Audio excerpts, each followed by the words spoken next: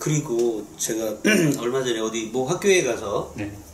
제가 이제 뭔 얘기 하다가 그 어떤 선생님이 이런 말을 하더라고요. 네. 그 혹시 신 대표님 그 지금 일반고에서 수능을 준비하는 학생들이 몇 명 있는지 좀 파악 좀 해달라. 네네. 해서 이제 몇 군데 전화를 해봤어요, 학교에. 네. 수능을 준비하는 학교들 중에, 그러니까 지금 네. 고3 교실이죠. 혹시 많은 학교, 일반고일 경우에 네. 한 몇 명 정도가 준비할 것 제가 같습니까? 볼 때 20% 정도라는 얘기 들었습니다. 20%? 예, 수능을 준비하는 6명이네. 30명이라고 가정하면 한 반에. 네. 그죠? 예. 그 20% 근데 30% 정도 된다는 학교 예, 차이가 있겠는데. 어떤 학교마다 차이가 분명히 있는데요. 사실 수능 절대평가, 이번에 왜 교육부 발표하는 것도 마찬가지입니다. 이 수능 절대평가를 사실 뭐 상위권 대학 노리고 하는 것은 사실 1, 2, 3등급 아니면 1, 2등급 이내에 그 학생들과 또 그 어디죠? 3등급까지도 뭐 조금, 그 다음에 학생들과 특목고 자사고 학생들이 사실 수능하고 관계가 있죠. 네네. 사실 나머지 일반 학생들은 수능으로 대학을 가지 않습니다. 실제로.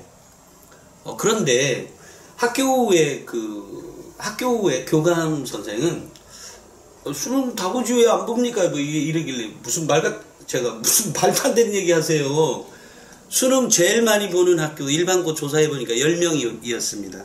어떤 학교는 1명이었습니다. 수능 보지도 않는 수능을 왜 이 수능 절대평가를 가지고 기내 만에 정말로 소수에 의해서 다수가 그냥 저 말이 맞나 이 말이 맞나 뭐 이런 형국인 것 같아서. 그 말씀도 일리가 있지만 실질적으로 매년 수능생 보는 학생들이 거의 60만 가까이 됩니다. 시험은 보는데 그날 할인권 때문에 그렇다면서요. 그게 학교 수업이 우리 고등학교의 현재 그 고등학교 3학년 수업, 학교 수업이 무엇으로 이루어지고 있느냐. 그게 잘못됐다는 얘기 아니에요 지금. 이렇게 되면은 수능 시험이 그 변별의 잣대, 학생을 선발하는 요소가 아니라 자격고사를 한다든지 절대평가 전보다 자격고사를 뺀다든지 이제는 수능은 자격고사를 하겠다. 이런 것이 더 중요한 것이 절대평가 변별을 약한다, 높인다 이게 아닙니다. 근본적인 얘기를 지금쯤 간다면은 가감하게 앞으로 국가고시 수능시험은 자격고사를 하겠다. 이것이 더 교육적 철학에 맞다고 봅니다. 이 절대평가 뭐 9등급이냐 어느 단체는 벌써 5등급 얘기합니다.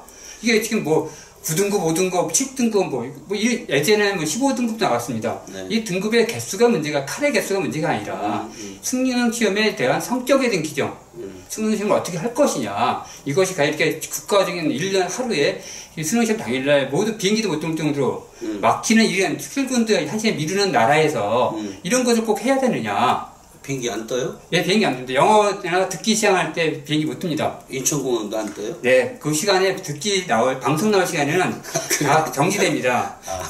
그거는, 출근도 마찬가지로 1시간 늦어집니다. 이런 문제, 그래서 현재 제가 여러 차례 얘기를 드린 것 같은데, 수능시험들은 아침 8시 10분까지 교실에 가야 됩니다. 이게 과연 인권에 맞습니까? 이런 부분에 대해서 근본적인 얘기를 하자는 겁니다. 제가 그런 것이 수능시험을 놓고 경수대만 잠시만요. 경수대만 얘기가 아니라 근본적인 수능생이 20년 넘게 썼습니다. 93년부터 했으니까 꽤 됐죠. 25년쯤입니다. 그럼 이제 과거에 얼마 전까지 몇 년 전만 해도 수능시험을 없애자. 자, 알겠어요. 자, 그러면 제가 유 소장님한테 시간을 드릴게요. 교육부 장관한테 무엇을 요청하고 싶어요? 첫 번째. 첫 번째 요청을 드린다면은, 전체 우리나라 교육의 문제를, 그러니까 특히 대입정부에 관한 문제를 포괄적으로 보고서, 어디 발표된 내용이 들어 있습니다. 그 내용을, 그것도 뭐, 교육정책 포럼 같은 게 아니라, 교육부 안에서, 교육학자라는 이런 분들이 들어와서, 다시 전체로 우리 과거를 조명해봤으면 좋겠다 생각합니다. 근데 잠깐, 좀 전에 교육학자들이 뭐 알아요? 아니, 그러니까, 그러면, 고등학교에 진학소 담당 교사들이 더 잘 알지? 왜 그 말씀드리면, 과거를 우리가 지금 볼 때 정확히 하면 교육적폐를 할 수 있습니다. 지난 9년 동안 현재의 여러 가지 나타나는 일들은 거의 다 이명박 정부 때 해놓은 겁니다. 그러면 이명박 정부, 박근혜 정부 9년을 되짚어보는 역할을 해야 된답니다. 뭐를 되짚어보라는 거예요? 어떤 문제점이 있는지 있었는지에 대해서 한번 되짚어봐라. 네, 그럼 이제 만약에 자사고 같은 경우도 마찬가지로 국교 다양성 때문에 이명박 정부에 만들었습니다. 자사고가 그런 것들에 대해서 오케이, 되짚어봐라. 네, 그렇지. 되짚어봐라. 그게 뭐 특목 자사고 뭐 일반. 근데 뭐 특목 자사고는 지금 일반고하고 지금 원래는 전기 후기로 나눠서 뽑았던 것을 지금 같이 뽑겠다 일단은. 네네. 그러면 일단 손 닿을 수 있는 것들은 먼저 한 거잖아요. 뭐 저는 그렇게 판단하거든요. 그럴까요? 예, 그러니까 아닌가요? 그렇게 안 봅니다. 어찌됐건 이제 교육부 장관한테 먼저 한 얘기하고 첫 번째 예. 그 얘기는 나중에 그러면 두 번째 시간에 다시 하는 걸로 하고요. 네. 교육부 장관은 우리 유 소장님 얘기처럼 뭐 유 소장님이 하라고 해서 하는 건 아니겠지만 그래도 그동안에 있었던 문제들을 한번 다 되짚어보고 새로운 교육 대안을 제시할 수 있는 어떤 기회로 삼아라 이런 네네. 얘기인 거예요. 네네. 자, 두 번째 또 뭐가 있습니까? 두 번째는 과연 우리 학생들을 발표되는 내용들 볼 때 말은 우리 아이를 생각하는 데지만 정말로 그 얘기를 하고 있는 아이들을 생각하는 거냐 그게 읽혀지지 않습니다. 정말 아니, 저는 아이들을 대안을 얘기하는 거야. 알았다고 문제는 다 얘기하니까 우리 유 소장님 정도 되면 뭐 대안을 얘기를 해줘요. 그러니까 어떻게 했으면 좋겠어요? 지금 이제 그 대안일 부분 여러 가지 있을 수 있는데 네. 저는 대안이보다 대입법보다 대안일 수 있습니다. 근데 네. 문제점을 진단해 거기에 나타나는 문제점. 그중에 저는 현재 대입 전형을 주로 대학 입시를 다루기 때문에 대학 입시적인 차원에서 말씀드린다면은 네. 그 수시와 정시의 비율을 적정 비율이 무엇인가를 생각했으면 좋겠다 생각합니다. 그게 저는 어쨌든 그런 건데요. 일단 예. 알았어요. 비율을 다시 한번 생각해봐라. 물론 뭐 저하고 의견이 다를 수도 있습니다. 유 선생님 의견이니까요. 네. 누구죠? 김상곤 장관. 장관님, 유성영 소장의 얘기를 꼭 들어주시기 바라고요. 그다음에 알았어요. 저는 개인적으로 수시 100%를 좋아합니다. 이렇게 얘기하면 욕 먹겠다.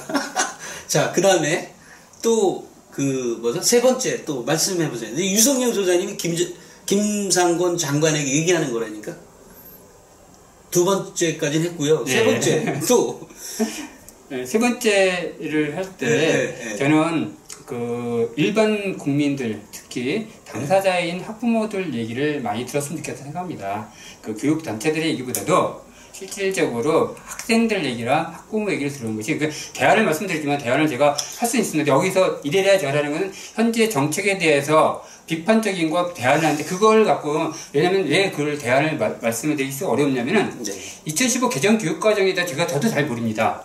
틀은 알지만 구체 내용을 알아야지만 자꾸 개정교육에 얘기한 이유는 지금에도 교과서를 공개를 해달라는 겁니다. 제가 좋아하는 선생님, 네. 그러니까 제가 좋아하는 파트가 다 있는데요. 예를 들어 강원도 어디에 인권에 대해서 정말로 잘 알고 계시는, 그리고 이 페이스북에 글 같은 거 보면 너무 막 애들을 사랑하는 게 막 넘치는 선생님도 계시고요.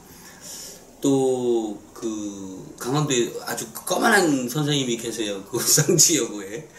그 다음에 제주도에 있는 선생님. 그러니까 각각 다 좋아하는 선생님이 있는데 지금 이 교육과정과 관련해서도 대구에 이제 고등학교 선생님을 제가 아주 좋아하는데 그리고 서울에 있는 대진고에 있는 어떤 선생님도 좋아하고.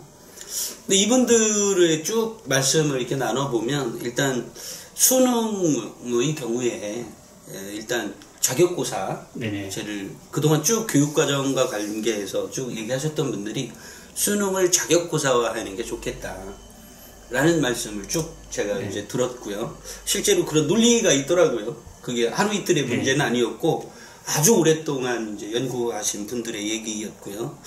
그 다음에 그런 것이 아까 얘기한 것처럼 그냥 1년 유예한다 그래서 되는 문제가 아니라 예전에 이조 장관이 그랬다고요?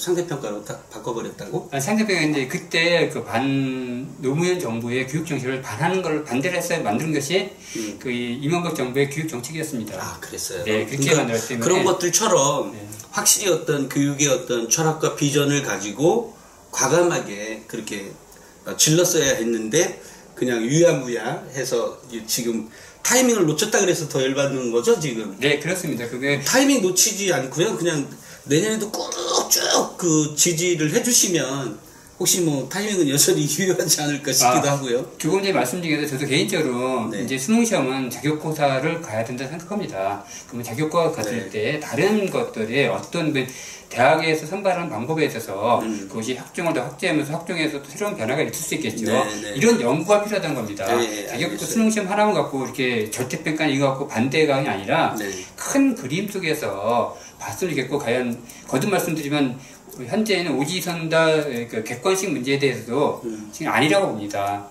그 사실은 교육과 관련해서 제가 다른 선생님들 이렇게 만나 보면 또는 뭐 의견들을 여러 가지 페이스북이나 이런 데서 의견을 이렇게 접해 보면 사실 의견들이 너무 정말로 다 제각각이에요. 네, 맞습니다. 뭐 제각각에서 뭐 어떤 한 안으로 될 수가 없고요. 또 하나는 아까 학부모님 말씀 좀 학생과 학부모님들이 말씀을 좀 들어봐라. 근데 사실 그분들은 당장의 어떤 자기 자녀들의 문제, 아니면 학생은 당장 자기의 학습 부담에 대한 문제, 이거를 얘기하지, 뭐 미래 4차 산업과 뭔 상관이 있어요? 그 학생이 학부모가. 아니, 저는 그런 면에서 저는 물론 그분들의 의견을 들으라고 하는 것은 뭐 당연히 들어야 되는 건 맞는데, 그런 전반적인 문제를 가지고 좀, 잘 알고 계시는 분들이 뭔가를 해야 되는 거지. 그 사람들 의견을 들어서 뭐 이렇게 듣지 말라는 건 아니고 당연히 의견 듣는 게 필요하지만 잠시만요. 네. 그 학부모 의견을 들을 때 지난번에 7월달에 교육부에서 들었습니다. 경구광역시로 그때 들었습니다. 들었는데 누구 얘기를 듣냐는 문제는 입시를 치러본 사람들의 부모를 들은 얘기입니다. 현재 중3이나 고1이 아니라 당연히 다치지 않은 분들이 아니라 이미 거쳐간 분들이 자기 경험상에서 무엇이 문제였고 이런 것이 개선했으면 좋겠다. 이런 얘기가 나올 수 있습니다. 이제 대학교 1학년 다니는 학생이라든지 대학교 2학년 부모라든지 당사자들은 자기의 눈앞에 안 보일 것이 있습니다. 당장 우리 아이가 어느 대학을 가는 게 목적이니까. 그렇지만 지나간 분들은 대체 볼 때는 좀 크게 볼 수 있다고 보입니다. 이런 얘기를 듣는 것이 그런 자세가 필요하다는 겁니다. 중3 학부모들한테 어떻게 수능 개편에서 얘기를 하겠습니까? 그분들은 자기 아이들 입장에서만 들을 테고, 자기 아이 입장에서는 볼 텐데, 전체를 못 봅니다. 되게 지엽대로 볼 수 있습니다.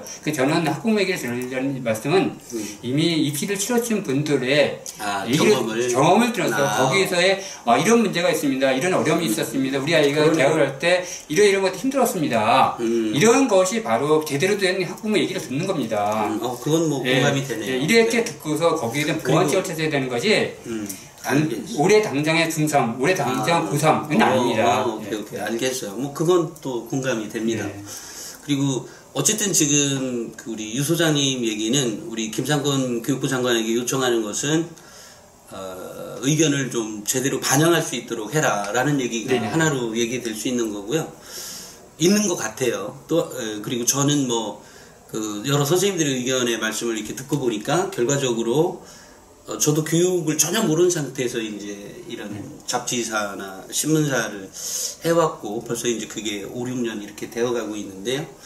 그러면서 이제 선생님들과 대화를 통해서 이제 알아낸 것들이 결국 수능은 지금처럼의 어떤 평가 방식이 되어서는 안 된다라고 하는 것은 인식이 굉장히 많은 선생님들이 공감을 하고 있어요. 물론 그렇지 않은 분들도 계시지만 일단은 자격고사제 요 문제가 우리 선생님들이 조금 앞서 나가시는 분들이 생각하는 것들인 것 같고요. 또 하나는 이제 그렇다고 해서 아이들이 뭐 공부하지 말라 이런 건 아니고요. 어쨌든 학습 능력은 필요하니까 이제 그런 부분들을 이제 어떻게 학교 내에서 이제 정말 즐겁게 할 수 있게, 왜 축구도 호나우두나 메시 이런 애들 보면 어릴 때 막 두드려 맞고 이렇게 공을 찬 게 아니라 정말 재밌게 차다가 계속 얘네들은 지금도 이렇게 발전하고 있잖아요. 그런 것들처럼 아이들의 어떤 공부가 그렇게 재밌게 할 수 있도록 수업의 혁신이나 이런 것들을 다 같이 이뤄가자. 이러려니까 자격고사제 필요하고, 물론 이제 여기에 다시 또 대입 문제의 경우에는 학생부 위주가 됐든, 근데 또 아까처럼 수능을 자격고사제로 하든 아니면 이렇게 되면 어떻게 될지 모르겠습니다만, 어쨌든 학교의 생활을 잘한 학생들이 결국 이제 대학에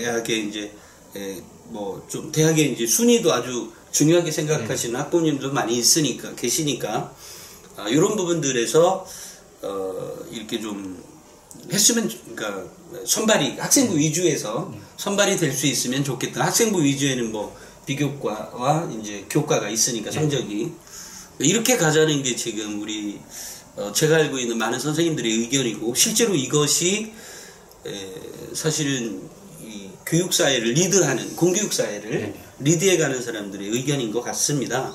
그래서 근데 그것을 사실 김상곤 장관이 모르진 않을 것 같고요. 다만 아까 말씀처럼 어떤 교육 철학을 정확히 제시하지 못한 그 현재의 교육부 장관은 분명히 조금, 그죠? 왜 계속 뒤에 숨는 듯한 느낌 받다가 이번에 기자회견을 앞으로 나와서 발표해서 제가 이제 앞으로 나오시네 뭐 이런 생각을 했습니다.